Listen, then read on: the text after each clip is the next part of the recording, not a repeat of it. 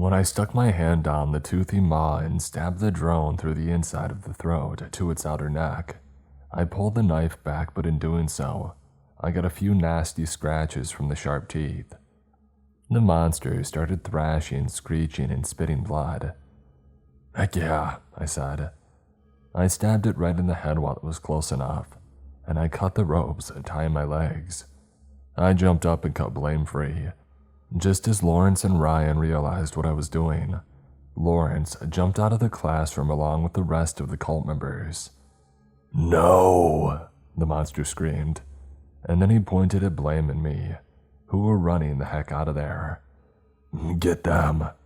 "Crap, crap, crap," I muttered. Ryan aimed my shotgun at me and fired, but it sucked to be him because I had already taken out all of the shells before he stole it from me. He grabbed the barrel of the shotgun and chased after me, swinging it like a baseball bat. The other cult members were following in fast pursuit. Ryan caught up to me and swung the shotgun's butt at me, but I managed to dodge it and punch Ryan's wrist, causing him to drop the shotgun. I immediately picked it up and started running again. "Thanks, idiot," I yelled.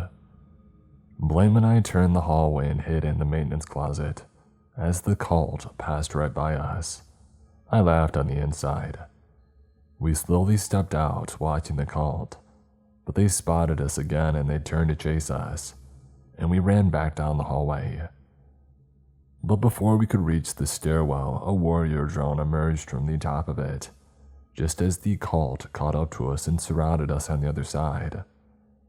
"Oh, you're done, aren't you?" Ryan laughed. "Screw you in your face, dog," Blame yelled. We were surrounded. On one side there was a group of cultists, and on the other was the monster that the cultists worshipped. I wasn't going to choose anytime soon, so I just loaded a very, very special shotgun bullet that I had left in my pocket. Now, shotgun shells are usually filled with regular tiny buckshot, but the shell that I had was custom made by Marlowe. So basically, we had gotten some of the more solid chunks of broken glass, emptied the shells, and refilled them with it. And glass shotgun slugs are one of the scariest things to get shot by. The warrior angler was probably the biggest threat, so I fired one shot at its head. So now that I realize it, the safety was actually on. I only realized that a microsecond after I had fired, but that was very strange because I clearly heard a gunshot, and half of the warrior angler's head was missing.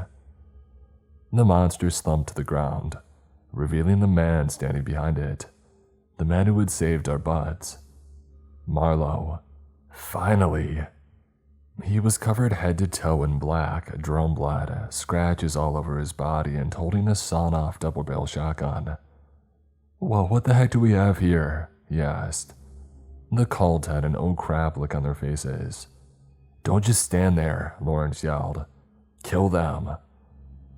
The few cult members with pistols stolen from us opened fire on Marlowe, but combined with him constantly moving and jumping, and the lack of gun experience that they had, none of the bullets hit him. Marlowe shot one of the cultists straight in the chest, obliterating him. The cult members, clearly outgunned, ran off like a baby who just got caught cooking meth. Marlowe kicked the dead warrior drone in the head, making sure that it was dead.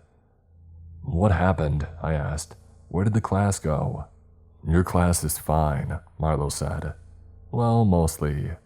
I saw you getting kidnapped, and I was going to go mess stuff up with that cult, but a bunch of those drones attacked the office. Lawrence also escaped. It was hard as heck to be the only one who could use a gun properly, but I took care of them all."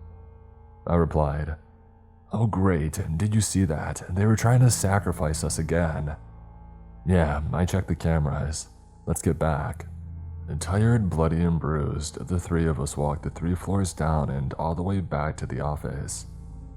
Just before the office came in sight, a smaller larva jumped out at me and wrapped around my hand. "Oh crap." I grabbed its tail and I slammed it into the wall, but not killing it. Lawrence raised his knife to stab it, but I stopped him. "Wait," I said. "We can take it back to study it." I checked and the drone larva was still breathing. We rushed the creature back to the office and locked it in a large and empty fish tank in the storage room, putting 2 bricks on the lid to weigh it down. Charlie, as expected, could barely contain himself. "Oh, no way," he said. "Is that alive? How did you get it? How did—" Blaine, with his blood-covered and dirty hand, reached out and closed Charlie's mouth between his index finger and thumb. "Shush, child," Blaine said. "We'll take questions later, dog." "But," Charlie exclaimed, swatting Blaine's hand away. We all shut up as the drone larva slowly came back to consciousness and jumped against the glass. "Holy crap," I screamed. But the glass didn't break. We had specifically gotten 3 extra glass panes broken from the windows and doors and had duct taped them to the fish tank for extra strength. The small creature growled and started pacing around in the tank, slithering on all surfaces to try and find an escape. "So, what do you think about it?" I asked Charlie. Charlie began his science rant. "So this thing looks like the first stage of the drone life cycle, like a wasp larva. It has a few tiny tentacles and arm stumps, so I'm assuming that the tail eventually falls off as it gets older, like a tadpole. So, assuming that these drones, like all other animals that go through a life cycle like this, are reptiles, cephalopods, amphibians, or an entirely new colony species, something lays the eggs that the larvae hatch from. And since the drones are a colony species, with a larva, drone, and warrior stage in the colony pyramid, it would be reasonable to assume that some kind of king or queen drone species is laying the eggs and controlling the colony that lives in our school. So some kind of queen, the overlord of all the drones in the school, is doing this whole operation." Marlowe wiped some drone blood off his face. "So how do we kill this queen?" Charlie replied, "You probably can, but usually if a queen or any colony species dies, the entire colony will most likely die along with her. In any colony, the queen is the most important member, so if the queen is in any sort of danger, the entire colony will come to protect her. And besides, the queen is probably in the deepest, most secure location in the area." "So what the heck do we do if we can't kill it?" I asked. Charlie shrugged. "I mean, the police or frankly anybody can't get in or out of the school, so we're on our own." Marlowe grinned.